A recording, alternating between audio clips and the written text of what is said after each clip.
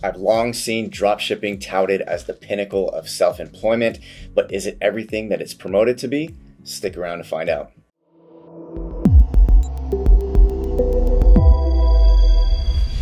Blogs everywhere advertise dropshipping courses with photos of businessmen and women hanging out on beaches with their laptops happily clicking away as the dollars just roll in. I mean, it sounds good. Work from wherever, whenever you want to work. And that's what they say anyway, along with other suspect claims like it's easy or there's no risk. Well, I've got a few things to say about that. First, I want to dispel the idea that everyone who works from home does so while looking gorgeous in a fabulous location. I work remotely myself and usually at home with a basic desk and sweatpants, no fancy umbrella drink, and no white sand beach. At least I'm wearing regular pants today. More importantly, I want to end the myth that dropshipping is easy and risk-free. While there's less upfront financial risk to dropshipping, it's far from 100% safe. Hazards include high shipping costs, low profit margins, and little quality control. And while you may travel anywhere you like as a dropshipping merchant, you may find that you don't have the resources to do so quite as quickly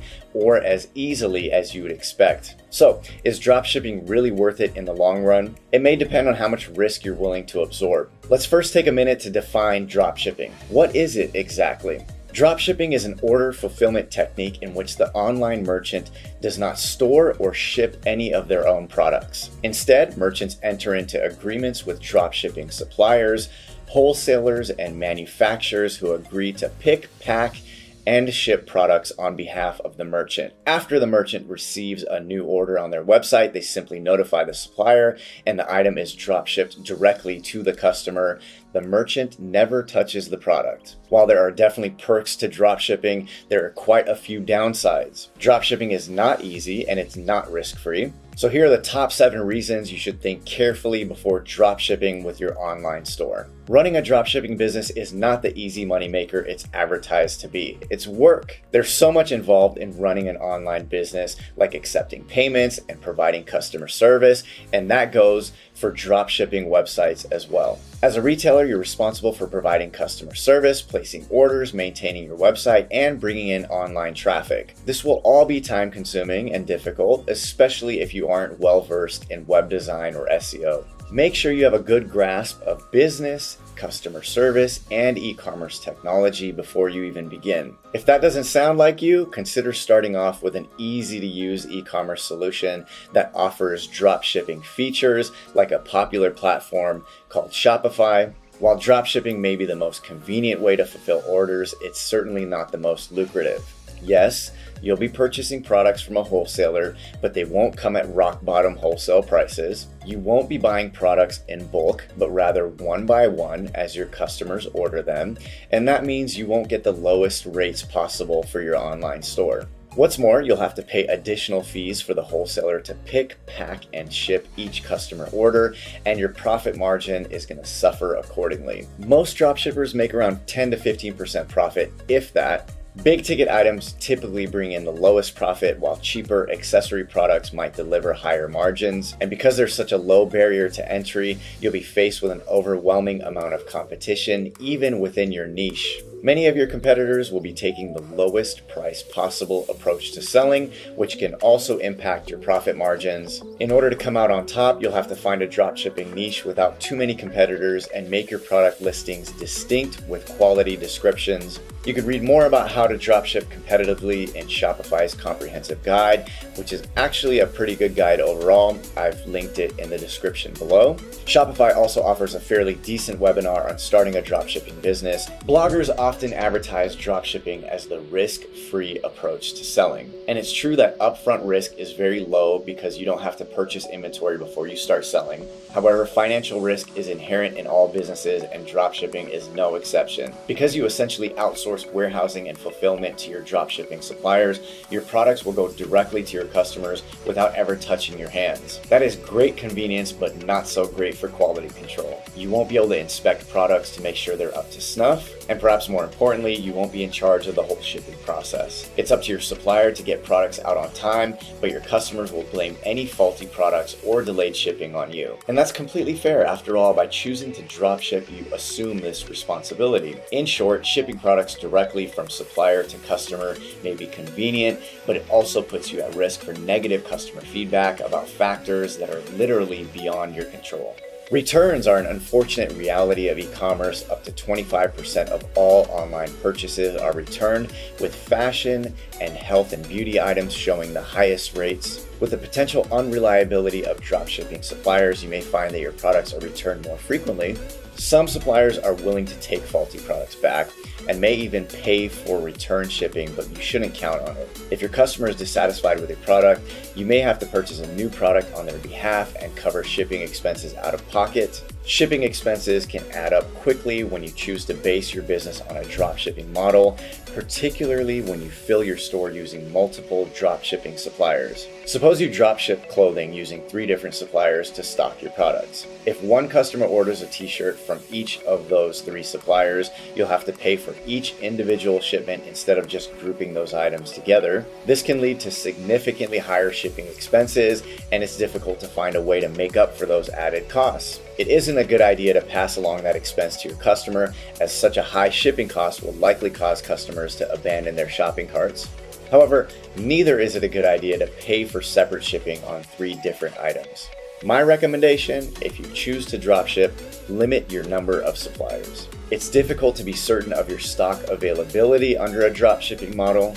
Your ability to fulfill customer orders depends on your supplier stock. So if for whatever reason stock levels have dropped dramatically and you're unaware of it, you may end up selling products you don't even have on hand. And that's a recipe for very unhappy customers. Granted, some suppliers offer APIs that give you real-time access to their stock levels, which resolves most of this issue. So far, we've taken a realistic view of dropshipping that happens to focus on the potential downsides of this business model. So what about the positives? And I agree, there are more than a few, and here are some of them. First, you won't have to deal with the expense and effort of storing and shipping products. Because your overhead will be low, you can keep prices down and keep more profits for yourself too. You don't have to worry about selling all your stock. You purchase only after you've secured the order. That means you're not taking a great risk, no matter how sales pan out. You can get started in no time and with very little money. All you really need is a computer and an internet connection. Because you're not sinking everything you have into manufacturing a single product or line, you're free to see where the market takes you. When sales of one of your drop shipping products start to lose steam, you can add a new product to take its place and even keep the old one in your catalog if you want. Dropshipping lets you test related products that your customers might like buying. Your online store can expand quickly to meet all their needs and even offer some sidelines they didn't know they needed, all at very little risk and low cost to you. At this point, you might be convinced that I take a dim view of dropshipping, and you're mostly right. I see dropshipping as a largely unsuccessful get-rich-quick scheme. However, I'm not opposed to every aspect of dropshipping. I think partial dropshipping and outsourcing fulfillment can work very well for some merchants. Here's how. Dropshipping works well when it is paired with traditional selling. Say your store sells high-quality dog treats, which you store in your warehouse or garage or whatever, and you want to branch out into selling dog toys. You can easily use a dropshipping model to flesh out your store with these additional products. Having a few dropship products will keep your site from becoming fully dependent on your supplier, and you can still benefit from the simplicity of the model without being fully dependent on it for your store's profits. This is an excellent option for merchants who can't store merchandise in their garages anymore and don't have the time or the personnel to pick and pack all their orders. Outsourcing your warehousing and shipping to fulfillment providers like Shipwire and Fulfillrite can give you the same freedom that you get with dropshipping, but with lower risk. You'll enter into a contract with that fulfillment partner so they're responsible for shipping on time, and you can still be sure of the quality of your products. If your online store is built on the Shopify platform, you even have the in-house fulfillment option.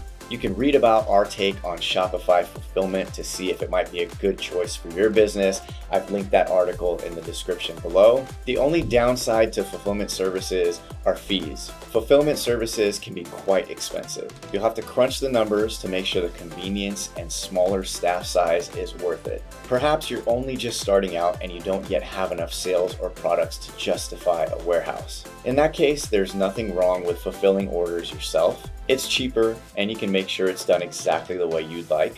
Once you have an established customer base, you can look to dropshipping as a way to expand your offerings and your profits. If you choose this more traditional route, you can still take advantage of some tools to simplify the sales process and make your life easier. One solution is to use shipping software to make everything easier once customers place orders. You can find reasonably priced shipping software you can use to integrate with your e-commerce platform. These make it a snap to calculate shipping rates, print shipping labels and packing slips, and even access discounted shipping rates to save you money. If you're thinking about building an online site for the first time, you should take a look at some of the most popular e-commerce platforms. To save yourself some valuable time, I'd recommend that you look at our in-depth Shopify review as well as our Zoe review if you're new to web development.